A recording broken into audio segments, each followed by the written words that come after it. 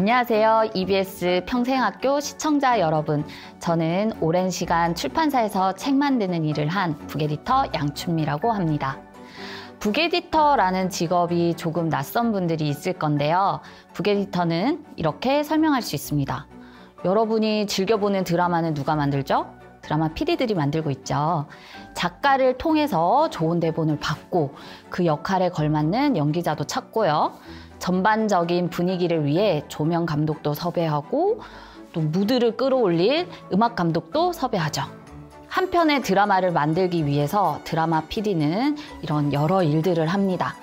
이렇듯 북에디터 역시 한 권의 책을 만들기 위해 여러 가지 일을 하는 사람이에요. 좋은 작가를 찾아서 그 글에 맞는 페이지 디자인을 맡기기 위해 디자이너를 또 섭외를 하고요. 종이와 인쇄 등 제작 사양을 고려해서 책을 만들고 또 그 책을 독자들에게 잘 알리기 위해서 아이디어도 냅니다. 출판사에서 일을 하다 보면 북에디터들이 기본적으로 해야 되는 업무가 있어요. 첫째, 에디터가 직접 기획을 해서 저자를 찾아서 책을 만드는 일이고요. 두 번째가 이미 출간된 해외 원소를 검토를 해서 번역자를 찾고 또 책으로 만드는 일이고요. 세 번째가 바로 투고 원고를 확인하는 일입니다. 출판사로 하루에도 수십 통의 투고 이메일이 도착합니다. 이를 검토하면서 저는 어느 순간 이상하다는 느낌을 받게 되었는데요. 언젠가부터 메일이 Ctrl+C, Ctrl+V, 그러니까 어디선가 복사해서 붙여넣기 한 것 같은 메일이 계속 오는 거예요. 그러니까 모두 다른 사람한테 오는 이메일임에도 불구하고 내용이 비슷했습니다. 마치 누군가가 짜준 멘트를 그대로 쓴 것 같더라고요. 그러다 제가 알게 되었습니다. 아, 시중에 아주 이상한 책 쓰기 코칭이 많다는 것을 말이죠. 특히 책을 저자 사비로 좀 구입하겠다는 멘트가 그 투고 메일에 늘 있었는데 심지어 금액도 200만 원씩 비슷비슷했어요. 그것을 보고 확실히 제가 이거 문제가 있구나라고 인식하게 되었습니다. 또한 출판 시장, 전반적인 출판 시장에 대해서 파악이 전혀 안 되어 있는 상태로 이야기를 하니까 결국 그 저자의 원고도 주제나 컨셉이 모호해서 그렇게 엉망진창으로 이메일이 오고 있더라고요. 여러분, 출판사에서 원하는 책이란 어떤 것일까요? 평생학교를 통해 제가 그 이야기를 하려고 합니다. 여러분은 어떤 목적으로 책을 쓰고 싶으신가요? 정말 책을 내고 싶으신가요? 그게 평생 이루고 싶은 소원이신가요? 사실 책 출간 자체는 그렇게 어려운 일은 아니에요. 만약 책 출간만이 목적이라면 여러 방법이 있습니다. 자비 출판도 있고요. 독립 출판도 있고요. 소량으로 책을 제작하는 방법도 있습니다. 간단하게 말해서 자비 출판은 내 돈으로 제작하고 출간하고, 유통은 자비 출판 전문 출판사에서 하는 경우가 있고요. 독립 출판물은요, 내 돈으로 이제 제작도 하고 출간도 하지만 유통은 나까지 하는 경우가 있어요. 그리고 소량 책자 서비스는 내 돈을 들여서 제작하고 출간도 하고요. 대신 유통을 하진 않는 형태라고 생각을 하시면 돼요. 그런데 여러분은 아마 나 이름으로 된 책 한 권 내는 거 그냥 그거면 돼요 하지 않을 거예요. 왜냐하면 책을 쓰는 목적이 인세인 분들도 있거든요. 말 그대로 인세 부수입이 목적인 분들도 있어요. 계산하기 쉽게 우리가 한 10%라고 생각을 해봅시다. 그럼 책이 15,000원짜리 책이에요. 그럼 인세가 10%면 한 권이 팔릴 때마다 인세는 1,500원씩 여러분 몫으로 돌아가게 됩니다. 그러니까 2,000권 판매되면 300만 원, 10,000권 판매되면 1,500만 원, 10만 권 판매되면 1억 5천만 원, 그리고 100만 권 판매되면 15억이 되는 거죠. 아주 눈이 희둥그레질 금액인데요. 근데 생각해 보세요. 아무리 작가가 다작을 해도 1년에 두세 권 내기 어려워요. 한 권당 정가가 15,000원짜리 책 1만 부면 인세가 1,500만 원이라고 했잖아요. 1년에 2권을 내면 한 3천만 원.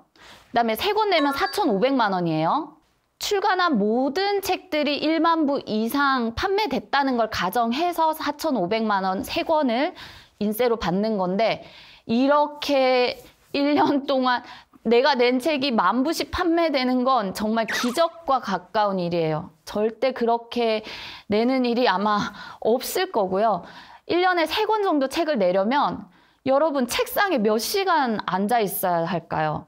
최저시급으로 생각해보면 4,500만 원 1년에 버는 거 아주 턱없이 부족한 금액일 겁니다. 그래서 자신의 일이 있고 주 수입이 있는 상황에서 부수입 정도로 인세를 생각을 한다면 저는 완전 추천해요. 하지만 책 한 권 성공했다고 나 이제 전업 작가가 되겠어 하고 출판으로 뛰어드는 건 제가 도시락을 싸들고 말리고 싶은 일입니다. 그런데 가끔 사람들이 이렇게 묻기도 해요. 책을 통해서 나를 알릴 수 있잖아요. 강연이나 혹은 다른 사업, 혹은 방송이나 이런 등등 새로운 기회가 저한테 책으로 인해서 생기잖아요. 맞습니다. 내 가치를 높여서 기회를 만드는 것, 그것이 목적이라면 완전 추천합니다. 꼭 여러분 책을 썼으면 좋겠어요. 강연이나 방송 제안 같은 것들이 모두 출판사를 통해서 연락이 오는 편이에요. 그리고 방송 쪽으로 만약에 작가가 소개가 된다면 선순환이 시작이 돼요. 예전에 이런 분이 있었어요. 대통령의 연설 비서관으로 일하면서 그들이 하는 말과 글을 다듬는 분이 있었는데요. 이후 본인만의 글쓰기, 말하기 책으로 베스트셀러에 올랐고, 그러니 방송가에서 그를 섭외하기 위해 공을 들였죠. 그래서 여러 방송사의 강연 프로그램에 출연해서 여러 가지 글쓰기 기술들을 알려주었고, 이는 다시 책 판매로 이어져서 선순환의 물결에 올라타게 된 것이죠. 이런 일은 출판계에서 매우 흔한 일입니다. 하지만 여러분, 이걸 꼭 기억하셔야 돼요. 책을 쓰고 부와 명예를 얻는 미래를 꿈꾸기 전에 여러분이 간과해서는 안 되는 포인트가 있는데요. 그것은 바로 한 권의 책이 한 사람의 이런 포지션을 바꿔주고 전문성을 부여해준다면 그 책은 매우 훌륭해야 한다는 겁니다. 즉, 책에 담긴 컨텐츠가 어느 정도 이상의 퀄리티는 가져야 한다는 말인데요. 모든 책이 그렇진 않지만 컨텐츠가 훌륭하다면 그 책은 입소문이 나서 자연스럽게 판매도 좋아질 테니까요.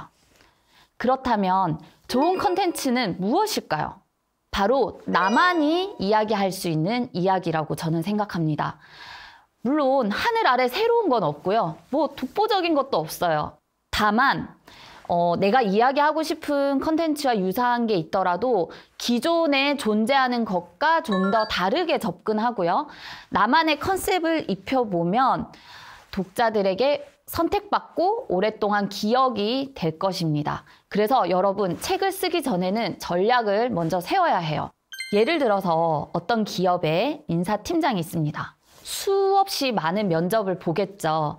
그리고 거기에서 느낀 점이나 면접 노하우를 책으로 엮어본다고 하면 이거 독보적인가요? 좀 평범하지 않나요? 그런데 면접 노하우를 드라마 속 면접 장면을 사례로 설명을 하면서 팁을 글로 쓴다면 이건 좀 특별해 보이지 않나요? 실용서에서도 이런 사례가 있습니다. 컬러링북이 한때 엄청나게 인기였던 적이 있었어요. 안티스트레스 힐링이라는 목적으로 판매가 매우 잘 됐죠. 생각해보니 심신 안정이 필요하고 힐링을 해야 되는 사람은 임산부라는 결론에 도달을 했고, 그래서 컬러링북 중에서도 태교 컬러링 컨셉으로 책이 출간을 한 거예요. 그 책은 컬러링북 인기가 이렇게 줄었을 때도 임산부들은 계속 생기니까 여전히 사랑받는 책이 됐습니다. 이런 건 또 특별한 컨텐츠처럼 보이죠. 그래서 여러분, 특별한 컨텐츠를 만들 때는 이렇게 생각을 하면 됩니다. 첫 번째, 내가 가진 직업이 이미 나와 있는 유사 도서를 쓴 사람들과는 좀 다른 결인지, 그것도 좀 재미있게 특별한 컨텐츠가 될 수 있고요. 두 번째는 컨텐츠를 소비할 타깃을 다르게 설정하는 거예요. 아까 컬러링북 예를 든 것처럼요. 이런 식으로 접근을 하면 여러분이 가진 컨텐츠는 좀 특별한 컨텐츠처럼 보일 것입니다. 그렇다면 지금 이제 여러분이 고민을 해봐야 될 게 있습니다. 나는 이렇게 특별한 컨텐츠를 가진 사람인가? 나는 왜 책을 쓰려고 하고 어떤 책을 쓰려고 하는지 지금부터 잘 생각해 보시기 바랍니다. 앞으로 계속 강의가 이어질 테니까 저를 믿고 책 쓰기 여정 잘 따라와 주시길 바랍니다. 감사합니다.